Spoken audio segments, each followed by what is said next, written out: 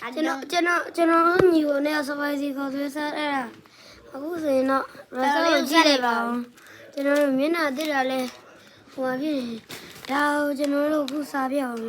အခုဘေးပဲပါကျွန်တော်ညီမဒီကိုကန်ပြီးအားလုံးပဲမင်္ဂလာပါကျွန်တော်နာမည်ကတော့မြန်မာခရက်တာညမင်းငါတော့ဒီနေ့ဗီဒီယိုမှာတို့စမိုင်းစီကောက်ဆွဲပြန်ကြရင်တော့စောက်ဝါပါလေခင်ဗျာဘယ်မှာရောက်ရောရပါလားတော့ညီမလေးမပါဘူးတက်လာပဲ